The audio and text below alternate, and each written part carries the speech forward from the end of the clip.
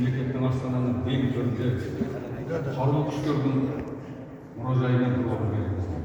Ол біздің сол кездегі еңбек еткеніміз, мемлекет үшін жұмыс істегенімізге сеніп осыны беріп отырғаннан біз қуаныштымыз.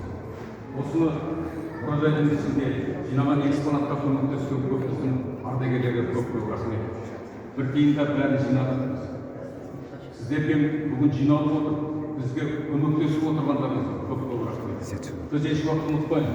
Біз неге ардагерлердің бір ұйымның оны істеп отырғанымыз, ол артымызда келесі ұрпақтарға тәрбие болу үшін.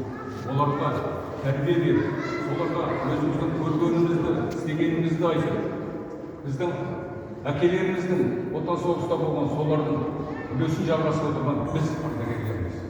Сіздерге көп рахмет, сіздердің демеуіңізбен, қолдауыңызбен осылай істеп жүргенімізге. Бүгін мен Қазақстан Республикасының күзет қызметінің отырған жігіттеріне рахмет етемін.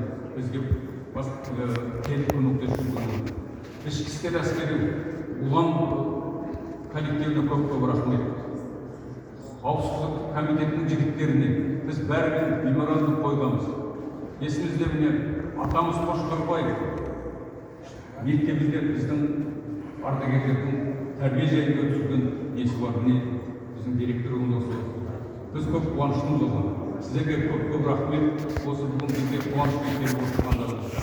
Бәріңізге жанұяларыңыз бақыт тілеймін. Біздің мемлекеттің алға болсын, отанымыз үшін, халық үшін қызмет етуге дайынбыз.